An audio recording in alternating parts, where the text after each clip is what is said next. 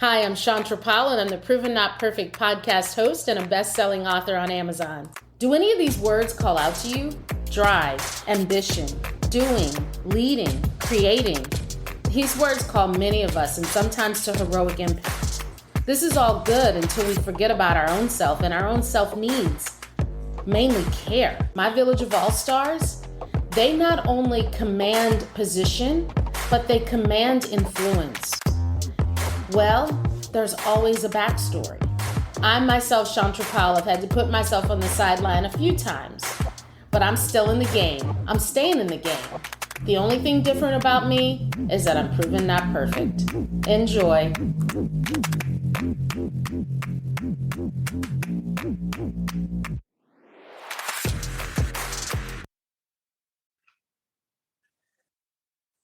Hi, Ugochi. Hi, Chantra. Good morning. Good morning. Oh my gosh. Okay, so I am here right now with Ugochi Nwoga. Ugochi is a wonderful woman, a Kellogg alum, right? Yes. Congratulations to you. Shout out. And you know what, Ugochi, I think that's even part of our story, right? Because when we talk about our journeys and the decisions that we make and the things that we do, it's never a one-way road to anything, right? Not at all. Yeah. Not at all. Kellogg was definitely played a huge role in that. Yeah. No, that's right on. I love hearing people's Kellogg stories because, everybody was drawn to something sometimes different. But what were you drawn to initially? I was drawn to the network. I underestimated the network. I think I was drawn to the brand, and just having that degree and wanting it for such a very long time. So the network just blew me away. That I completely underestimated. Yes. Yeah. What you come in sometimes and what you leave with is just completely different. It's so true. I mean, I'm going to be honest. You're right.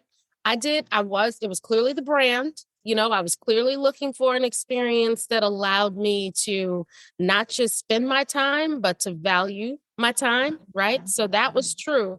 And when I say network, I assumed that there was such a deep and rich network of baddies, right? Across industries, across the world. It was only when I went through the experience that I realized seriously what that meant. Right? That's crazy. All right. We have done our Kellogg commercial. Yes. Shout out to Kellogg. Yes. Check the box. Yes. Two female deans in a row. Just saying check, right? Can we just check? Yeah. I mean, Kellogg is how we met, right? Yeah. So Kellogg is how we met. Yes. My gosh. So that was, I think it was I feel like it was 2018. 2018, yes, over the summer or something like that, right? Yes, that's exactly right. Kellogg definitely pulls us back to talk to classes, cohorts, and I'm going to tell anybody, if you get the chance, if you are a Kellogg alum and you're listening to this and you get the chance to go back and meet a new cohort, it is like opening a whole new box of new relationships, new networks, new ideas, new gifts, all the things. So go back, right? And I know you're going to do that. Yes. It's just that after I graduated, COVID came, so that just kind of obviously changed directions a bit. But I definitely plan on coming back for sure. I miss it sometimes, Yes, the getaway for sure. The getaway. Look, as a mom and all the things, the getaway is real. I'm telling you, I'm like, you can't put a price on a night of uninterrupted sleep where nobody's knocking on your door saying they have to pee or they have a you sleep straight. That's why I used to tell my cohorts, I'm like, y'all don't understand. They don't. This is my nights of uninterrupted sleep, okay? And the folks show up, you got two groups. You've got the group that shows up trying to hang out all night, and you've got the group that's like, I'll get a little bit of social, but I need the sleep. I need the sleep. I was that crew, okay? I was like, I'll hang out, but I'm not trying to do the 3 o'clock, guys. I need every once in a while, but This is my retreat. We were one and the same. All right, Ugochi, you're doing some amazing things right now, and we'll crescendo to some of those things because I just think that they're so inspiring and so brilliant for other people to hear. I'd love to start with the journey. Here you are, an African woman, African-American woman, and you have this heritage and this lineage and this experience in two lands, right? Girl, we need to unpack that because you want to talk about a little bit of envy sometimes, right? When you think about the richness of culture that our African brothers and sisters get to escape and claim and talk more about, that's so amazing to me. And I love hearing stories, and I love hearing how folks that are one step still connected feel that same longing, right? And so I'd love to hear a little bit about your journey. Tell us a little bit about growing up Ugochi Nwoga. Yeah. How about that? TV show, you're gonna girl. take it all back, right? Take it way back. Okay. Let me see if I can remember. No, you're right. I'm grateful for sort of having, being able to straddle and really having the two, because I did grow up in Nigeria, but I did grow up in the U.S., right? So I went to high school in the U.S. I went to middle school in the U.S. And so in Nigeria, I was born in the U.S. We moved back to Nigeria, stayed there for a few years, 8 years or so, and then moved back to America. So I got some cultural foundational elements. I speak the language. I'm Igbo, that's my tribe. And I speak the language and the culture and everything. And then I came here, and I came here early enough to where I'm still part of the culture in the essence, like I can connect with my Black American friends and white friends, et cetera, in a way that's different from, others who may have moved here sort of like late teens or adulthood. So it's an interesting place to be. And I play it, as, as needed. Ugochi, that has to be a superpower, because I talk a lot about superpowers and us not claiming the ones that we have. I think your ability to speak all those languages from Igbo to pop culture, that's a superpower.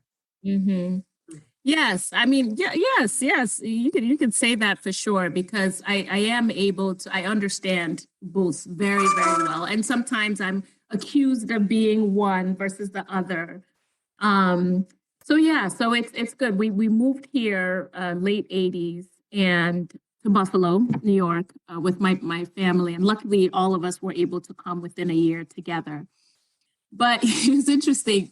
Sometimes you reflect on those little things that happen to you or you experience in the US. Like when I was in Nigeria and my dad will come home from the US because he was a professor, and he would at the University of Wisconsin, that's where he got his PhD, which is where I was born.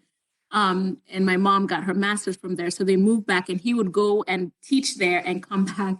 And he would always, the American suitcase smelled like apples. Like, I was like, America smells like apples. He would come back with this suitcase full of, we had everything back home from America, above ground pools, talking dolls, race cars. We watched Sesame Street. He would tape all of these things while he was in the States and bring it back. We watched Sesame Street. We watched all the different shows that actually I thought were part of Nigerian shows, but turns out later that they're not, because my dad brought them in. Wow. So when I came to America, I was like, oh, this place smells like apples. But once we got here, I was kind of faced with responsibility. My mom was pregnant with my youngest sister, and I matured fast. And I think you do that at home anyway, just because of the environment. So I was 9 years old, taking care of my baby sister. But when I came, there's this magazine. I don't know if you remember it. I'm really dating myself, but Spiegel magazine, right? Spiegel magazine would have these women in the baddest suits, right? Yeah. Like these three-piece suits with their briefcase. And I was like, whatever job you got to do to wear that, I want to do that, right? That was me. And my aunts can attest to that. I was like, I want to do that.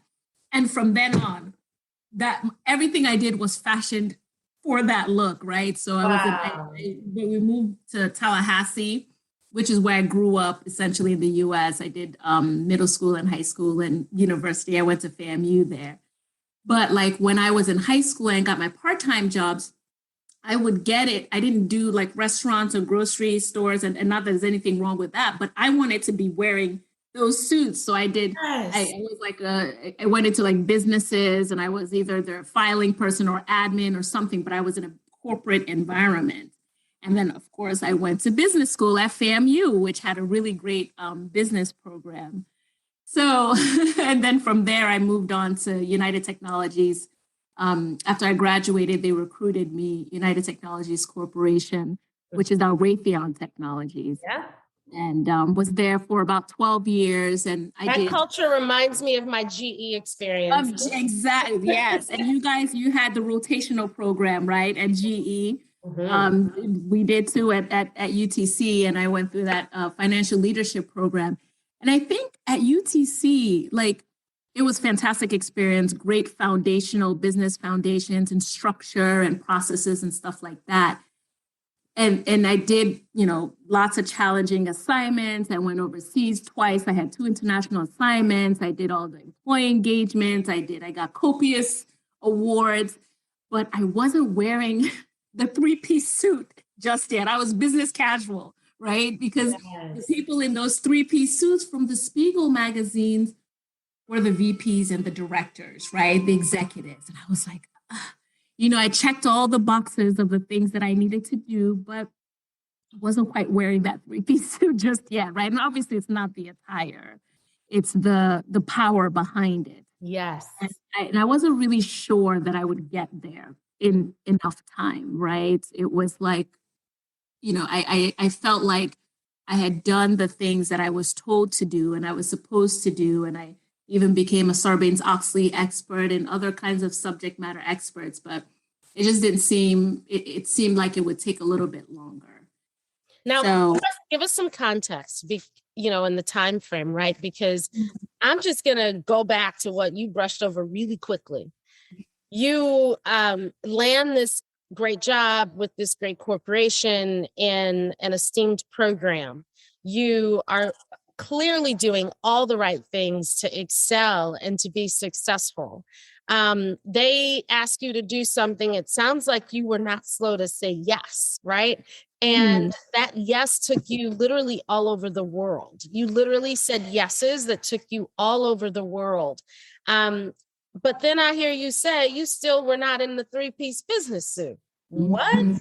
What was the time frame between the start of this journey and, some of these amazing structure assignments that you would take around the world? Yes, I started back in 2002. And then I'd always expressed, part of why I joined UTC is because they're a global company. And I knew that I wanted to go overseas at some point. And I didn't know much about the company, but I knew that they were in so many different countries. So I knew that was my opportunity to do that. And so maybe about 3 years later, maybe about 4 years later, I was asked to go to Norway to go and fix. They had an issue with Sarbanes, some internal controls issue that needs to be looked over. So I went, and it literally was, they asked me 1 week, and the next week I was in Norway, and I didn't know how long I would be there. Wow. That ended up being a short stint for like a couple of months, maybe about 3 months. I came back to the US, and then fast forward like 5 years later, went back to Norway. I literally was at a birthday party, at my friend's birthday party, 40th birthday party in Atlanta. The executive called me on a Saturday and said, look, we need help again in Norway. Can you come? And I said, when? And they said, like, next week. And I was like, okay, like, because here I am doing what I can, and executives calling me on my cell phone on a weekend, because I did a lot of networking with the executives. So I had pretty good rapport with them. And so I was there, and I said, how long am I going to be there? They're like, well, we don't know. It may be a couple of months. It may be a whole full expat thing. I was like, okay. So went back again to Norway, and I ended up being there for 1.5 years, right? Wow. And then after that, there was a $1 billion acquisition, which was the largest of Pratt & Whitney at the time, in Switzerland. And so I was invited to come and work there. And I said, okay. So there, and mind you, while I'm moving to Switzerland, I'm pregnant, right? Oh. Pregnant with my first child and moving to another country and actually had my baby in Switzerland. I mean, I worked until the last day. After work, 2 hours later, I started having contractions and I went into labor. While I'm in labor, Chandra, while I'm in having my contractions, I'm typing an email to my colleagues like, hey, I don't think I'm going to be there tomorrow. Here's what's left over. And I'm contracting and, timing my contractions and sending that off, right? Wow. So, yeah. And so so my Europe stint lasted for about 3 or 4 years. And then I came back to UTC and I did a stint at Sikorsky for a little bit. So when I came back, it was almost like, oh, well, you have to, prove yourself, like, with the new organization I was with. And I was like, well, what about all these other things that I did, So it didn't feel, and I'm sure things are probably different now, but it just felt like it was going to be a longer and more arduous task. And so Ugochi, I actually have to have us think about this a little bit, because I'm sure that someone listening to this is in a period of growth in their career, middle layers or whatever, 8 to 10 years with a vision of success and what they see for themselves, but not understanding why it doesn't seem to be happening for them, right? As you look back at those times and you think about what you needed to hear, knowing what you know now, right? What advice would you give to Ugochi back then, or to the listeners and viewers right now that are trying to figure that out? Because if you don't grow up with the script, you don't know the script, right? And you just have a North Star. Yours was the Spiegel catalog and this desire to live a certain way. And it was, you could see it in how you felt the folks in the magazine were, right? Somebody else might have a different, it could be to change their family's lineage. It could be so many different things that draw us to the life that we feel compelled to seek, right? But what would you look back and tell that Ugochi now on this side of it? Were you doing the right things? I think probably I would have forced a track and projection on someone, meaning like an executive or a mentor. Like, what are the things that I actually need to do, and when, and what will happen after I do this? And while it's predictive and nothing is for sure, but if I take on this assignment, what will happen? Then what should I do next? And then what should I do next? Like creating that sort of guided path where I am for sure that these are the things that I need to do. These are the specific assignments. I don't think I had that guide. I think that I maybe thought that, okay, well, if I'm going the extra mile and I'm taking on these international assignments that nobody else, my counterparts that didn't really look like me, they were chilling in Connecticut, the same job. Maybe they'll move on to another job, but within the same building, if you will, right? Same location. They weren't going to uproot their family to go overseas, et cetera, et cetera. Right. And maybe if they did, they were guided on it. Like, okay, if you take this on, this is what you're going to get. If you do this, but I didn't do, I assumed, oh, well, they calling me on a Saturday and I'm going on a Thursday. So I'm definitely, this is going to be that job that's going to get me that promotion. Oh, Ugochi, assume. That, I think, is the Achilles heel, right? One, you're motivated and guided to do your best and to show up. But two, you assume that when you take the call and you do, everything else would lay itself out. So what I heard you really say to me is, I would tell Ugochi, take agency for yourself, literally right now. When the call comes, what are they asking and what are your needs and how are you going to position that as well? Wow. Because that's what I'm doing now. That's what the grown-up Ugochi is doing. I mean, I just got an offer for a business opportunity yesterday, and it seemed great, but I had all these other different types of questions, meaning, does this align with my goals? Is this, what's going to happen if I do this? What's not going to happen if I do this? You know what I mean? And so I didn't do that back then. I was just doing the things that I thought, were cool to do. I mean, were the things that I think will get me there. But yes, I'm pretty sure yes, my counterparts that didn't look like me were guided along the way. Okay, take on that role. Okay, these are the positions that are going to get you to the next level. Take that.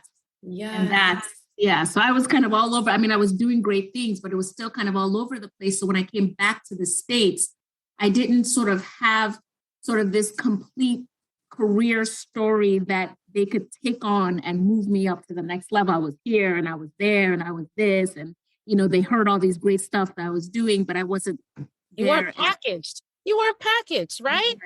The way that we know we need to be. We need to be packaged and clear about what's in the box and what the box says on the outside. And quite frankly, where the box wants to be too, right? Yes. So it's all those but things. On the same breath, though, that's unpackaging, if you will, works the best for me outside of the company. Oh, right. The fact that I've gone to these different places and I kind of sort of speak German a little bit, but understand, and things like that because of that Switzerland experience. It made my profile very attractive outside of the company. So then based on that, you also have to think to yourself, right? What do you really want? Do you want to stay here for your whole career? Yeah. Then maybe this is sort of the guided path. Or do you want to be somewhere else in the next 10, 12 years? Well, what are the positions within the company that you can do that will help you? So you also have to have that mindset, as well. Ugochi, I think that's brilliant that you call that out, because here's the truth of the matter. Nobody starts off knowing it all. Nobody starts off with a script that really, if they are honest, they can tell you they knew was going to play out the way that it did. Just like you followed your heart and your instinct, and it not only took you around the world, but gave you those wonderful experiences that allowed you to be able to assess, okay, while I might not be for here, I have a whole new bag of great offers that I can put out there. And I love that. Okay, we got to talk about Kellogg. We got to talk about, here you see this wonderful wonderful business school. Top business school, we might add. We have to say. You see this school, you see that it's a place where you would want to be. And you take all of that passion and desire to start this, right? And I would say it's light calling you, right? You've got this light calling you. And then the journey maybe turned a little bit for you. Tell us a little bit about the Kellogg calling and what your journey looked like. Yes. So, yes. So I obviously knew about Kellogg but I thought that they were only based in Evanston. And it wasn't until 2017, I'd wanted to go back to school for my MBA. I'd done a master's at Penn State in supply chain management, and sort of did that, as my path to get to the MBA finally. At least that was one of the reasons. So 2017 comes along, and I start looking up schools, find Kellogg again. See, there's a Miami campus. At that point, I was in Florida over the summer. And at that point, I was living in Nigeria. So I'd left UTC to move back to Nigeria to become the CFO of an agriculture firm. And so typically what we would do is over the summer, we would come to the US. And so I did that in 2017. I started poking around on the internet for schools. I found Kellogg in Miami. And then I started the application, but then I stopped because the deadline, the final deadline was around the corner. I was like, there's no way I can write 3 essays by then. And then I get a call from Kellogg, like, you started an application, what's going on? I was like, I don't think I can finish. He said, well, you can. And I came out to Kellogg in Miami campus. And, the story goes on, right? I just became very interested. The more I interacted, I completed my application, and then I got in, and I was like, oh, okay, I'm in. Now what? Right? The big okay, this is serious, man. So now it starts. I get the email. I was like, wow, okay, this is real. So I had to take a moment and reflect on it, and then from there, when I started school, I went back to Nigeria, and I was going from Nigeria to Miami once a month. Now, by this time, I had moved on from the role that I was in Nigeria, where I was wearing my 3-piece suit, by the way. All right, it did happen. I wasn't faking it or trying to be like I wasn't. Okay, so I love it. In my home country, wearing my 3-piece suit. So my experience in Nigeria was fantastic. I was literally living my dream. I had the job, I had the status, and then of course the amenities, which are really nice, the help. I had family. My best friend from Atlanta moved to Nigeria at the same time we did, and we've been talking about living in the same city for years, and now we're in the same city, and it was amazing. So by now I had left, and I had started my with my co-owner, co-partner, a co-founder, if you will, this agro drone company. And so we started the agro drone company, and I'm going to Kellogg once a month, right? And so I would fly from Nigeria, from Lagos to Miami. And so after a while of doing that, or even while I was doing that, I was in a situation where it just, being home, going to the school was causing a lot of stress in my personal life. And it became, it just grew, and it just got worse and worse. And each time I would go to school, I'd be like, I hope I see you guys next time around.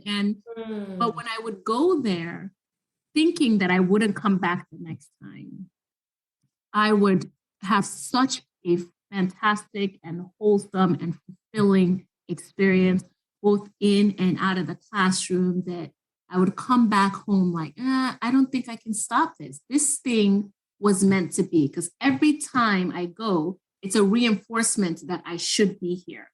And the way it kind of fell into my lap, if you will, in getting into Kellogg, and how everything was just kind of, how the experience was just moving so fluidly. I was like, I'm supposed to be here, right? And so I'd come back with that. I would go with a little bit of stress to school. Like, I think this is my last time. This thing is causing me a lot of stress back home. But then I would leave like, oh man, this is the bomb, man. Energized, right? And we get sushi for snacks, right? Like, let's the food is off the chain. It was like, girl, we paid for them sushi. That sushi we did. We did. Like, that food was off the chain. So come back. And so it got to a point where being in that space back home became deleterious to both the continuation of my education, deleterious to my mental health and stability. And so in order for me to finish my experience and be in a space and and have the energy to really experience the embodiment of what the program represents, and also to have the right clarity and mental space just for myself, I had to leave, right? I had to leave. And it wasn't like a flimsy or capricious decision. It was, I had to leave. So I left abruptly, unexpectedly. Wow. I left everything back home. Everything, all of my personal effects, all of my paintings, I just left. And so I came to the US, and basically... Ugochi, I'll just take pause and just bring light to, there are times where we can start down a path with all of the right intentions and all of the right support and everything appearing to be laid out beautifully as we expect it to be. And then stuff happens, right? And that stuff can look different for everybody, but stuff happens that brings so much confusion, hurt, darkness, all the things to your space and to your life. But you still had this vision that what you were pursuing was with intention and the right thing. Man, it takes so much to keep focused on that light that's calling you when everything around you starts to crumble and fall. I needed to stop and give pause to that because it speaks to your strength. It speaks to your resilience. And it speaks to your conviction to keep going. And I think that that's something that so many people need to hear more about, because let's face it, there are very few times in life where you can say, I'm going that direction and nothing happens to get in your way or to knock you off your thoughts that you knew in your gut were the right thing. How did you reconcile within yourself that your vision for what was calling you was so great and so big that with all of the darkness happening around, you weren't going to give up? Wow. Yes. Oh, wow. So yes, Kellogg was in this scenario, Kellogg was my light. And that was what I was following. And I didn't even realize how much of my light or how it would open up even just new paths and new visions, right? So, when I would go to the school and have the class weekends, and I could really see the value of what I was learning, of my interactions, and even just, it was like these little boons that I would get through discussion with people, connections with people, and, all of the lights just coming on. And I'm like, this has got to be the right thing. Because if it wasn't, I wouldn't have such, such an effusive, effect or experience while I'm here. And every things that would happen would just be like little signs and blessings along the way, whether it was in class, whether it was interaction with someone, or whether it was just being at the right place at the right time. I mean, when I met you, that was like the weekend before I left. That was the weekend. That was the week after the weekend that I left, right? And it was like, and when that interaction happened, for instance, like with you, and that whole week, I think we had a whole week of class. By then, I'd left like a week before, right? Literally like a few days before, and I was like, yes, I made the right decision. Like it was so blindingly salient that I made the right decision, and what I had left was so dark, and it was moving me away, not only for who I was, but who I was to become through this program. It was so dark and so heavy that I was like, that can't possibly be it. And what was the alternative if I had stopped, right? That was another thing that I thought. But let me tell you, I'm gonna give you this credit and not let you give it back. You had an openness to receive. You had an openness to be available for something that was calling you. You had an openness to experience new things that would get your senses popping again, right? Yeah. I would like to think, as awesome as I truly believe Kellogg is, Kellogg was literally a catalyst for some things that sound like they were happening for you anyway. You almost went from the girl who was stuck on the Spiegel catalog to living the Spiegel catalog, to now a woman who is drawn to now the depth of more. Yeah. Yes, you're right. You're right. I mean, I definitely know that, I feel like I'm guided by the Spirit and gifted the grace, right? From the Lord. And everything that I have put my, mind and energy on, I have received, right? I always, for instance, I wanted to work for a major Fortune 500 company. I wanted to live in California, which I eventually ended up doing with UCC. I wanted to move overseas. All these different things. So you were manifesting all these things. I'm telling you. So things just kept moving. And so, I just think it's just a grace. Which we do, by the way, Ugochi, which we do. And that's why I think too many of us don't give life to the words that we say. Conscious, yeah. And the people that we put in our ecosystem. Yes. Oh, if you haven't done a process check on that, yes. Ugochi and I implore you to, because exactly. It's real, right? It is real. It is real. Yes. Mm-hmm. You have to. I wanted to go to a top business school. It was just happening. And so, and life will throw you roadblocks and will throw you challenges and turmoil. But if you have that determination, right, and that vision, right, you just go for it. There's this painting called The Great Arrival. Oh. And it's by Chike Honora, and obviously we'll talk about that a lot down the line. But it's a painting of a sailboat, a bunch of sailboats, and they're all synchronized. But underneath it is all of these waves and these turbulence and everything, right? And when I think about my life and that painting, I think about my vision and my goals and my ambition being the synchronization of several boats, right?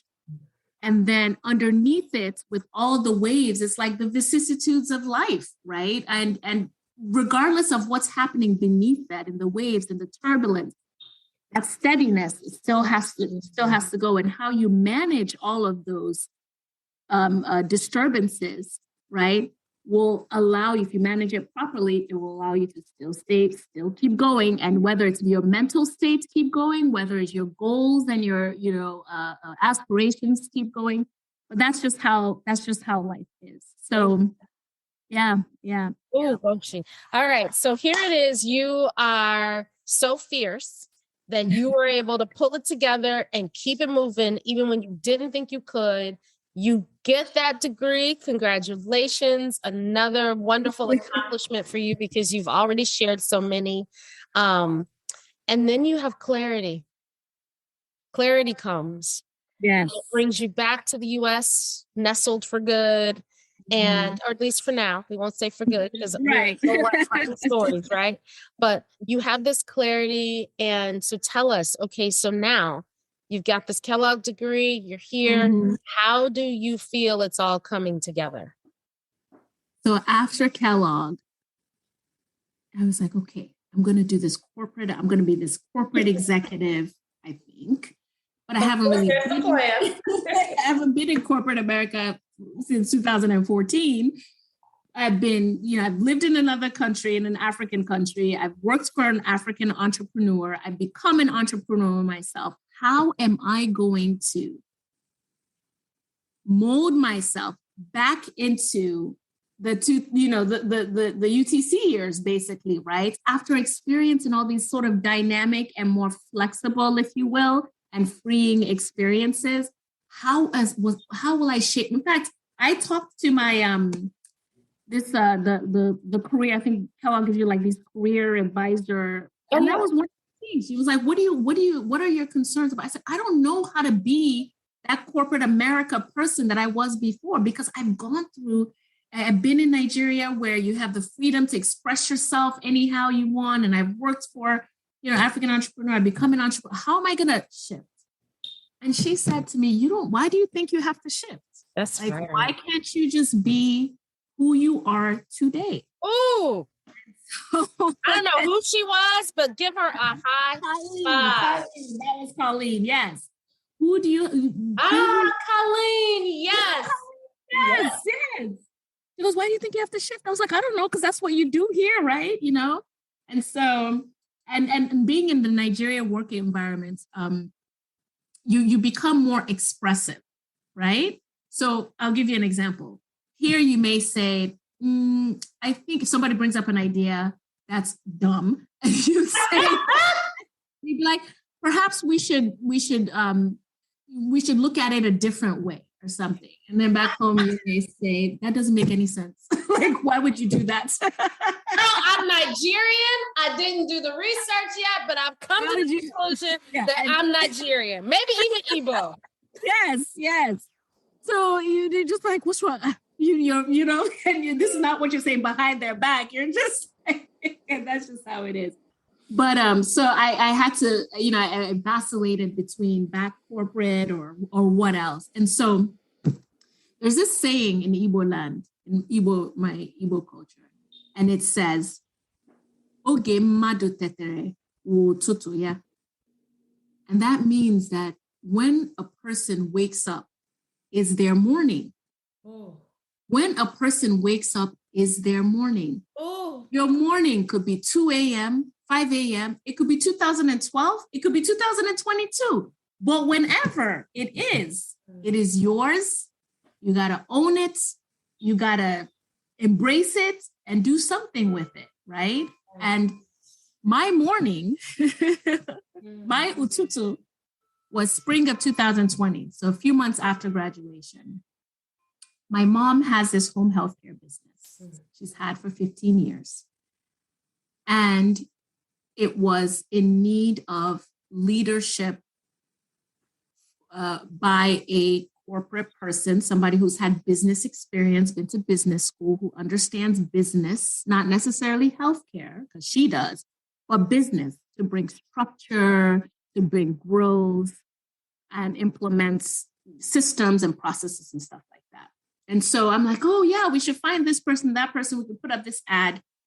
And so my ututu, my morning, was when I realized that this person is me. Oh, wow. Why would I go and give my expertise and experiences to grow another company or someone else's company when I had a company right there, right in front of me? In fact, literally across the street from me, right? Wow. And so when I woke up, and of course, it's not about how long it takes you to wake up, right?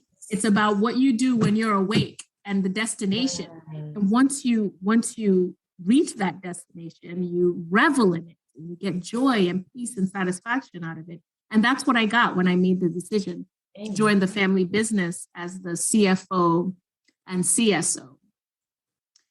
And yeah, so that was my the start of my post Kellogg experience.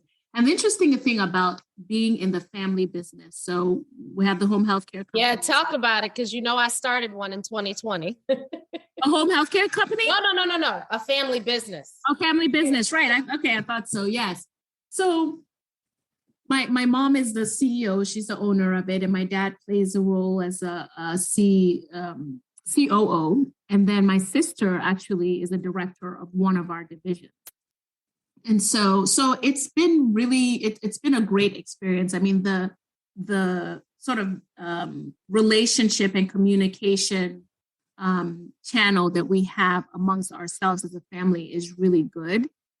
And I've gotten everything that I need to know about home health care. I've learned from my parents, so that's been good. And so I bring my expertise from the business side and the structural side, and I'm able to apply it, you know, with the knowledge that they give me about the home healthcare industry side. And it just kind of, you know, gels and works really, really well, right? And not to say that there are no challenges and stuff, but I think we're pretty fortunate to be able to work as well as we do, because everybody plays their specific role right? That's the key to family business, isn't it? Yes. There cannot be gray area. It has to be very clear. This is your role. Yes. This is your role. And Yes. it's even more important in family business, I think, because it's so, how do you turn it off? How do you go back to being mom, brother, sister, husband, wife? Yeah, we kind of just, when it's business, it's business. I mean, we talk straight about business. When we talk about family stuff, sometimes business gets in, because that's just how it is. But when it's business, like sometimes my sister will call me and during work hours and we'll talk about something work related. Then she'll be like, oh, then she starts talking about something. I was like, this is an after 5 conversation. That we can talk at either 6 o'clock or 11 o'clock about, this is an after, I'm not about to talk about the family reunion or something. That's right. At 11:30. Okay. That's right on.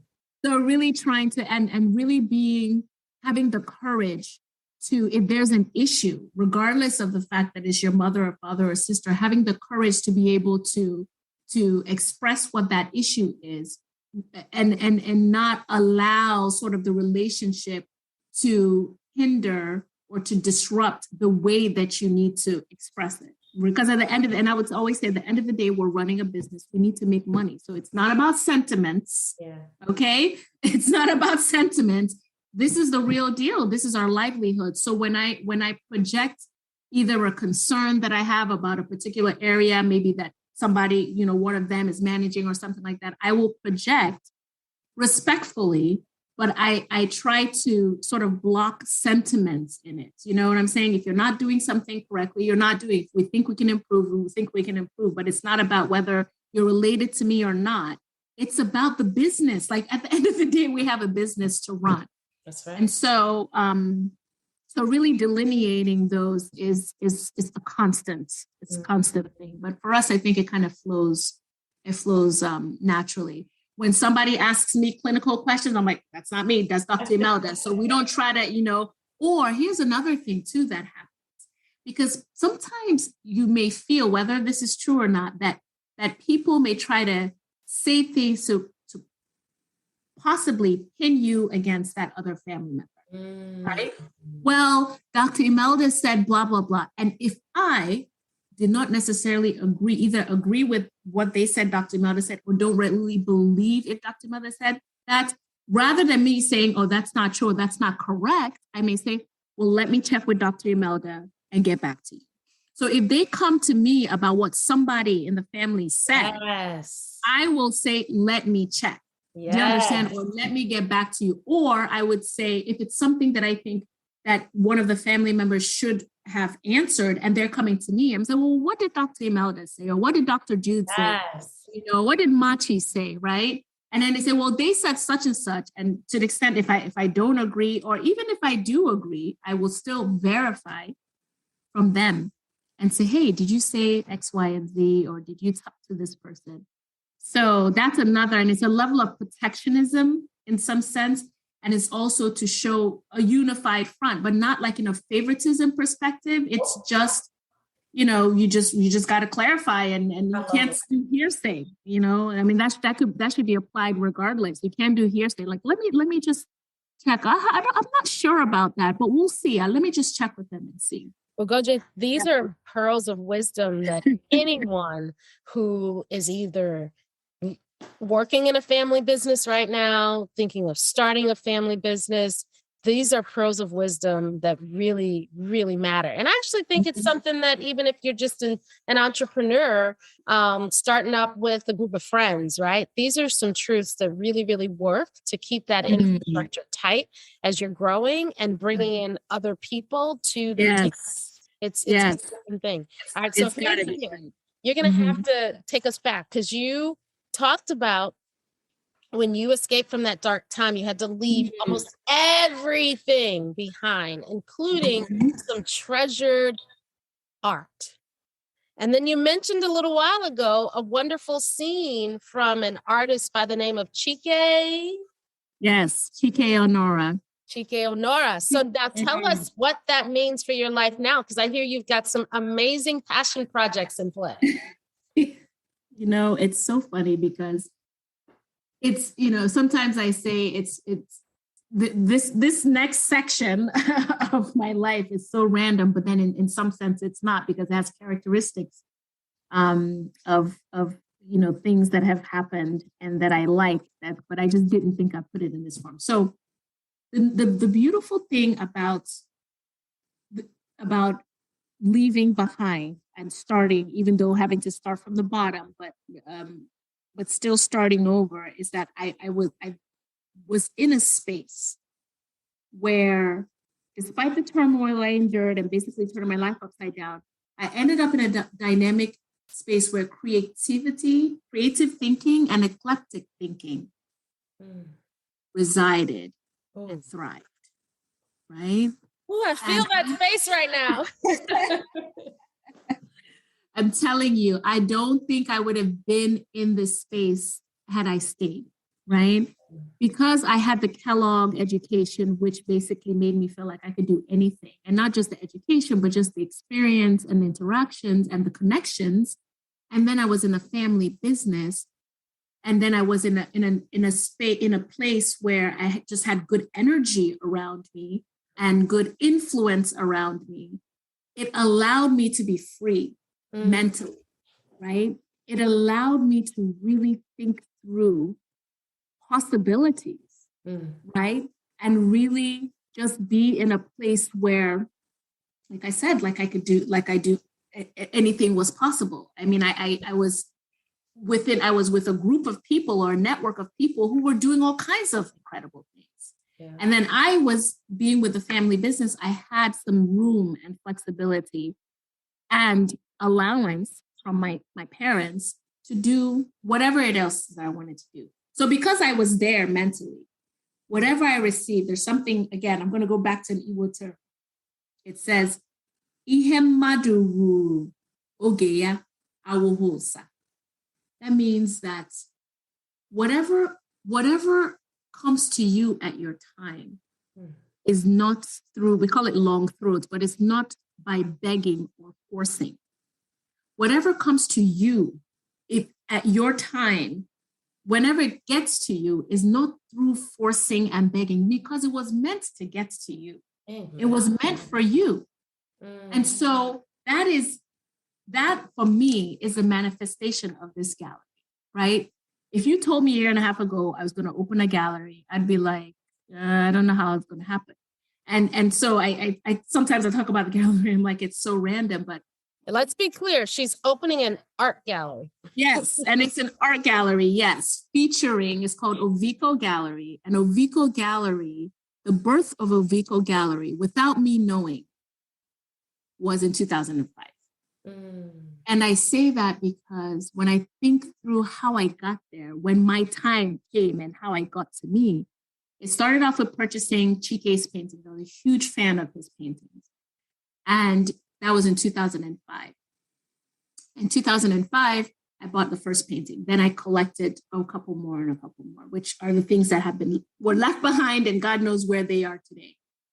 And so when I was graduating from Kellogg, I wanted one of my group members, Tony, Group B, shout out to Group B, Tony, he had been very kind to us and really treated us quite a bit. So we wanted to give him something. So we were like, what do we give somebody who, we thought had everything? And I had talked to the artist about this, and he said, why don't you give him a painting from me, from Nigeria? I bet he doesn't have that. Wow, that's fantastic. Wow. So I brought it up to my group members. I said, we're going to have to put some serious money together to get this painting. And so we did. And so Chike sent over his painting and sent over other paintings. And so we presented the painting to Tony, and those other paintings he sent, our last class weekend, I spread them all over, that upstairs room in the Miami campus, spread them all over. I was like a market woman in Nigeria. Okay. I spread them. I said, this is art for sale. Come on. I mean, it was so rough, very raw. Okay. I had canvas, and these canvases, these are thousands and thousands of dollars worth of paints. I just spread them all over. Okay. I was a market woman in Nigeria. And I ended up selling a couple, and then through some time I sold some. And so when my friend, my best friend Ugo from Nigeria, when she moved back to the US, it was an opportunity to bring some paintings over to the US. So I had all these paintings because we had the success of selling the initial paintings. I had all these paintings. And so it was like, okay, I need to sell them. How am I going to do this, right? Because I have 10 times more than, or 5 times more than I had before. And so at Chile, we had a space that was rented out adjacent right next to the space that we are in. So we were renting it out. We owned the building and it hadn't been rented out for a year, right? The people moved in. I had all these paintings and I was like, paintings, space, art gallery, right? Wow. And so those were some preliminary thoughts. And then a friend of mine, Andre, he used to work for UTC and now he works for United Rentals. He said they were coming to St. Augustine to have an executive retreat. This was last year, summer. Mm-hmm. And so I said, oh, and I thought to myself, executive retreat, money, come to my gallery. Is what I told him. I love it. Come to my gallery. And then he's like, oh, really? You have a gallery? I was like, yeah. In my head, I was like, okay, I'm just going to get those canvases and I'm going to pin them up to the wall in that space. And they're going to come and see my paintings. That was my entrepreneurial spirit. Yes. And listen to me, our Nigerian culture, ours.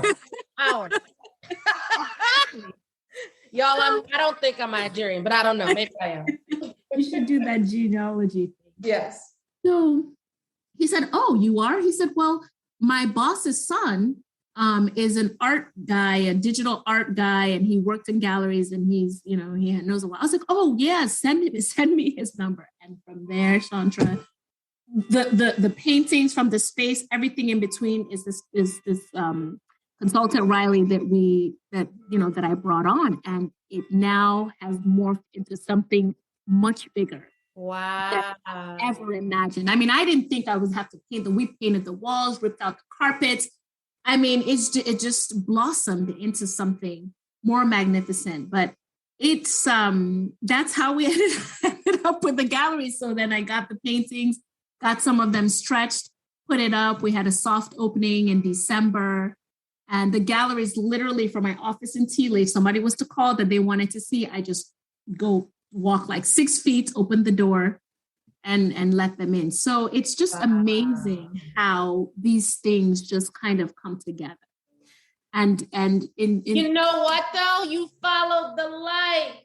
Yes. You followed the light. I believe in the lights. I believe in the light. From Kellogg, you followed the light and the instinct in your gut that said that there's better. And you kept fearlessly marching for it and claiming it and manifesting it. Oh my God. When is the art opening? When is the opening? The opening is January 29th. And that's next Saturday. Yes. As a matter of fact, I got a call from the news, the Jacksonville news guys yesterday. Wow. Like they want to do an interview with me next week. I was like, oh, okay. Yes. So yes, January 29th is the opening. And, we're really excited. We're really excited about what the gifts we're going to be able to give to the people. One of my passions has always been exposing African talents in the Western world. So between that and my love for the artwork by the artists, just culminated into sort of this really great venture. So we co-own it, me and the artist, and we're just excited. We're excited it's at St. Augustine has never seen nothing like this. I mean, this is definitely something that we were very, very proud of.